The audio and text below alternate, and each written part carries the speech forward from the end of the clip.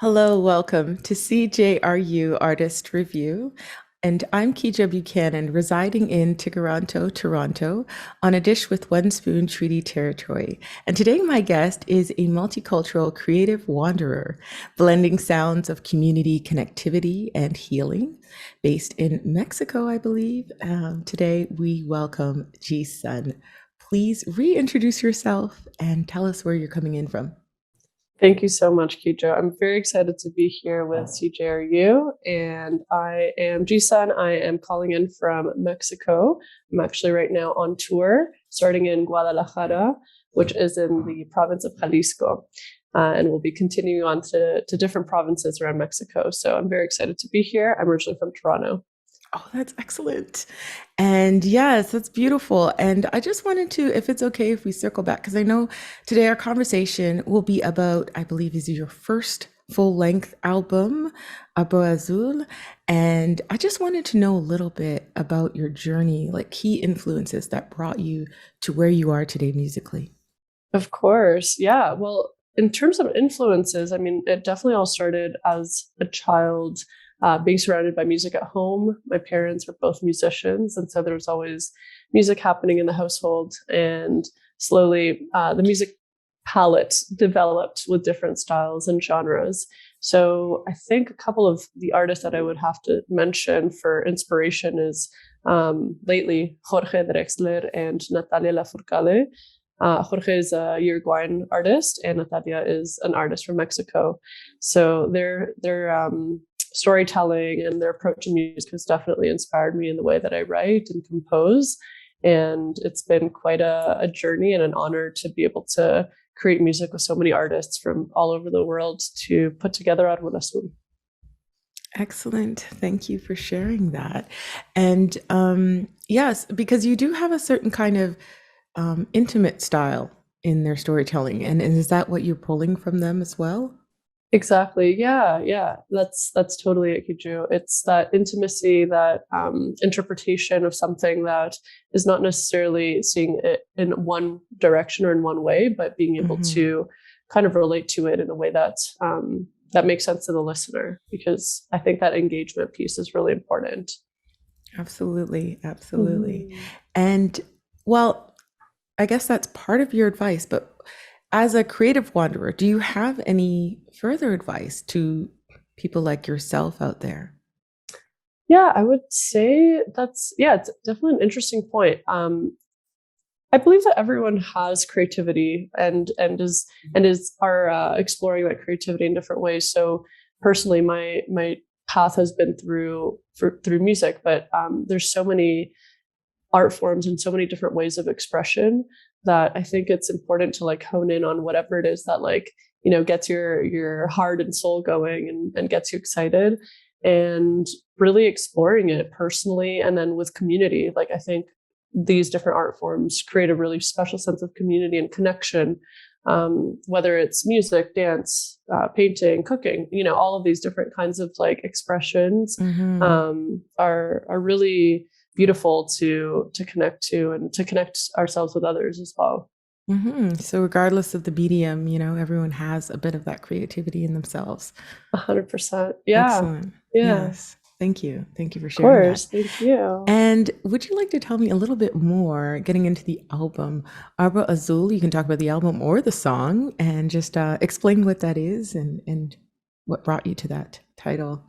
Definitely. Definitely. So Árbol Azul came about just before the pandemic started. I was living out on the West Coast in Canada, so in Vancouver, and I was spending a lot of time outdoors. It's a very nature-filled uh, city, Yes. and I had been going through different motions and processing the end of a relationship and kind of having time to reflect on my own there. And I had a lot of like little aha moments, like little, Mm, little bits of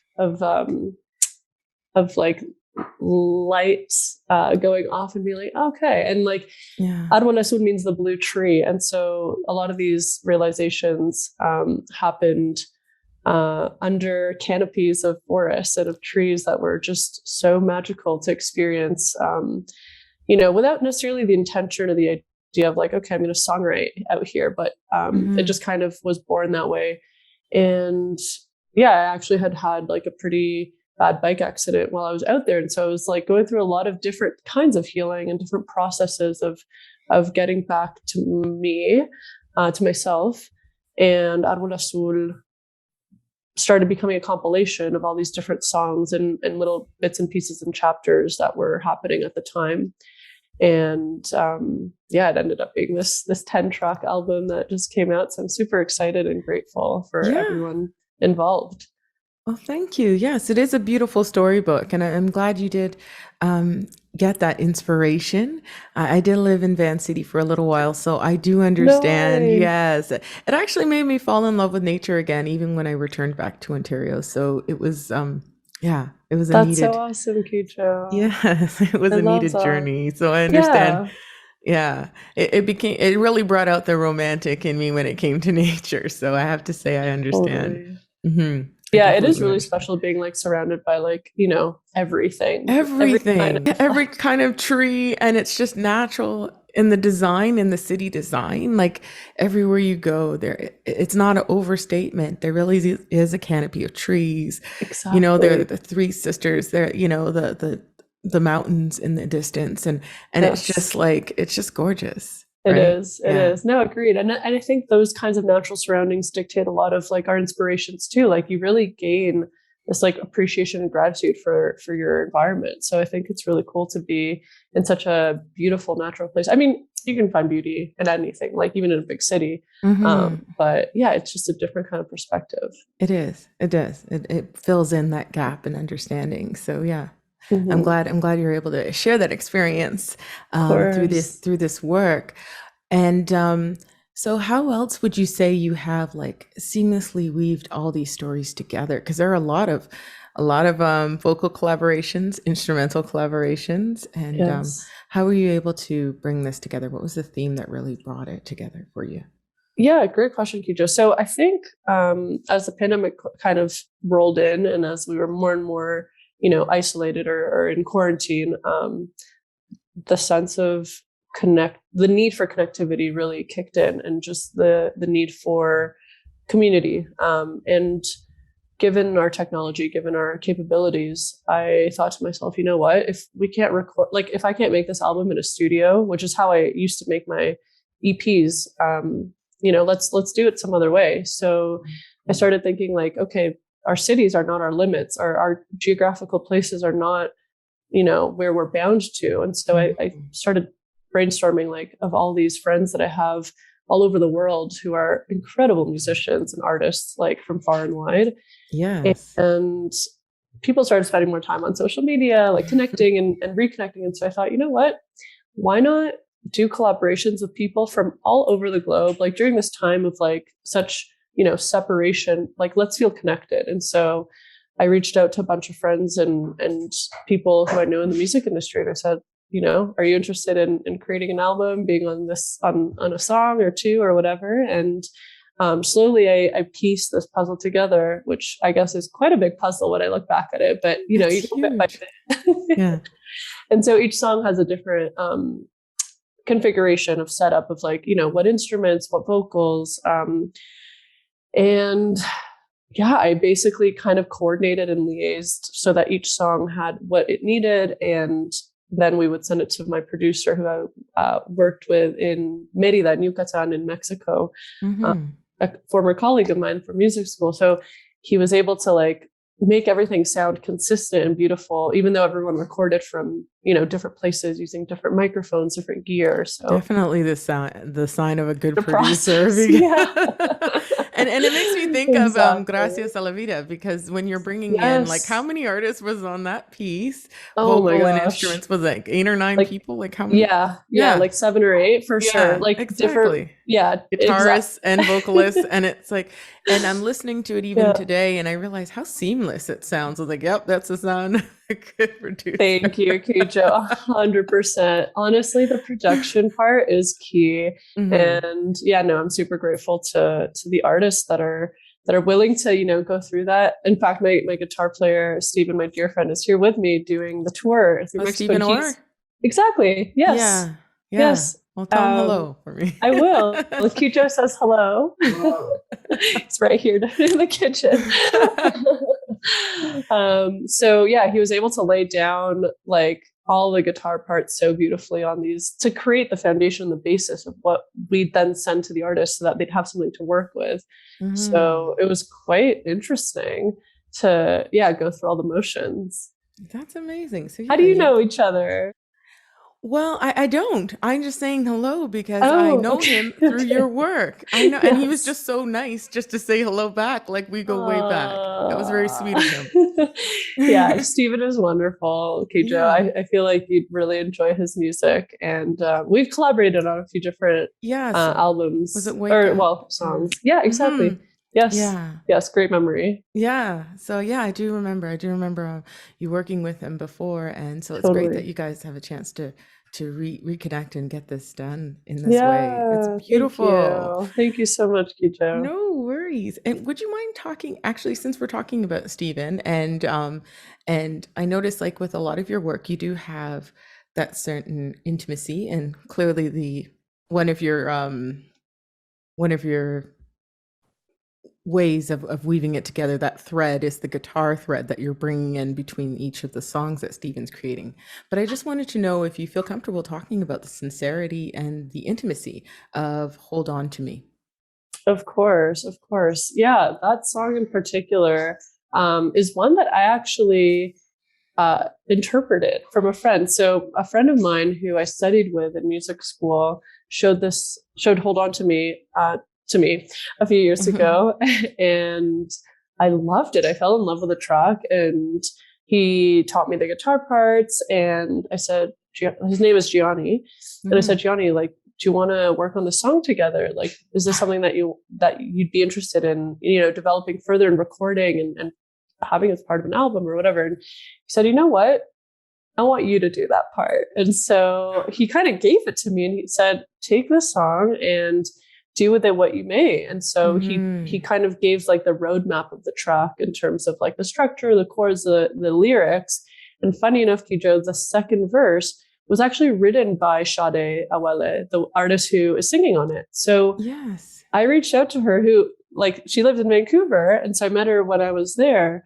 And I said, Sade, like, I love your style. I love your vocals. It's so beautiful. And I'd love for you to be part of the song. And if a spark of inspiration comes up, please roll with it and let me know, what you want to do. And so she listened to it, and she came back to me with a whole second verse. So she wrote that part that she sings. Oh, that's excellent. Yeah, which is so cool, because I just love how like, everyone contributes their little parts and pieces to these tracks. And like, I can only take credit for so much, but that track is actually my friend Gianni's and Sade's together. Yeah, the three of you really brought that whole sound together.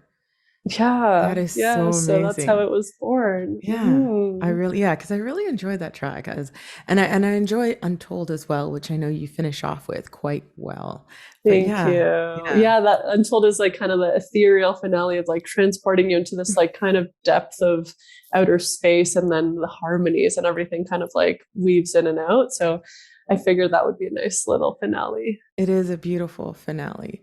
But I want to go to the mid-range of the album for a minute, because Humanidad, like, what was that like to put that together with Amanda Martinez and Bogat? Like, that is quite, it just works. I appreciate it. I'm so glad. Yeah, that's definitely one of my, like, that's probably one of my favorite songs. I mean, they're all my favorites in different ways, of course, but that one's a really special one, because it's actually the largest one to put together, because it has the most instruments, the most parts and pieces. It has drum, percussion, flute, trombone, bass, guitar, keys, rap, vocals from Amanda. Like, it has a lot of things. So. Exactly. Yeah, there's great layers. Like, it's layered quite well, and the video looks like you're having like genuine fun. So it does work. Yeah. Yeah, it was a lot of fun to create the audio and the visuals for that, Kejo.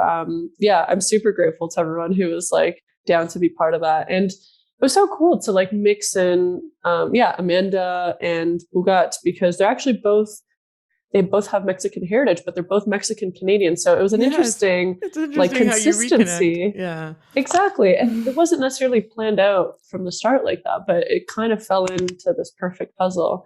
And it's the first song that I've had with like rap on it, which I think is so cool. Like, It's just, yeah, it flows. Yeah. it's so much fun. Yeah. It's got the whole aquatic theme that I see you're pulling through and all of this. So yeah, definitely. Thank you, It Kejo. definitely has that flow. So thank you. Thank you. Yeah, no, it's a lot of fun, that one. And it's like the most dancey. It is the most, it is one. the dance tune on the track. So yeah, definitely. Exactly. Really enjoyed that one. Thank So you. how is your tour going? I realize that you're touring in Mexico. Yes. Yes, there seems to be a preference there. Are you coming back, or should we all just book our flights and see you somewhere in Mexico? Honestly, Kejo, like, that's the big question. That's the question that my parents ask me a lot. So. Are you coming back? No. You know what? It's really. Have you been to Mexico? I haven't been since childhood. I've been to Puerto Vallarta and I loved it. Nice. It was quieter then. It wasn't, I imagine what it might be today. Not to say it's not beautiful today. Of course, it's different. Yeah. But it must be very different. It was a little more like a big small town when I was there as a child, and I loved it. Totally. I really did. Totally. Yeah. No, this country has so many gems, and I feel like I just kind of fall in love with different places. And it's such a cool place to be, especially when my music is primarily in Spanish these days. And so connecting with a Latin American audience, I think for me has become something really important. And I kind of see Mexico as well as that bridge between North and South. Like, I know Mexico is part of North America, but it's this like middle central like meeting place where like, it's and it seems to be quite the creative hub as well. A lot of people pick Mexico to study and that sort of thing. So from all over the world. So yeah, I can see the appeal. It's just like so rich in its art and music and people and culture and food, and like it's so beautiful. It's such a special place that like really draws like my heart, you know, like it really resonates with me, and it connects in a way that like, you know, is different from what you connect with in Toronto. And I love Toronto. It will always be, you know, there in my heart. And I think slowly I'm transitioning to spending more and more time in Latin America and connecting with like the roots that are out here. I don't know exactly what like the ratios will be of like how many months in each place. But I definitely want to have like a nice balance of staying connected to, you know, my Toronto side as well as my Latin American and multicultural side of so many different, you know, backgrounds. So, and you're enjoying the wandering down there, and that's good. That is totally good. Yes. Thank you. Yes, because how else would we get that great music coming through? So there you go. We don't know when she's coming back, so you'll have to find her somewhere in the Latin American bridge. I'll definitely be back in August. Yeah. August, September, I'll be there, and I'll be playing some shows. So yeah, you can definitely catch me out there. Okay, that's wonderful news. For sure. Good to know. But keep enjoying yourself while you're down there. Thank you. Do you have anything last thing to share with us, Gisun? Honestly, I'm just really grateful for you, Kejo, and for CJRU, and for all the work that you're doing in the music community, and like sharing and really like amplifying these voices in the music scene that I think are so important to like continue you know, recognizing, because it's such a vast world, but then you realize it's such a small world as well. It is in the arts and creative world, right? Yeah, how you guys really kind of interconnect as well. So it's really, it's been a wonderful, so far, just a wonderful journey and understanding all of that and learning through all of you. So thank you. Thank you for sharing that. Of course. No, very grateful. Very grateful. And thank you for reminding us about the importance, Gisun, of community and connectivity and all of that as well. And of course, your recent album, Árbol Azul.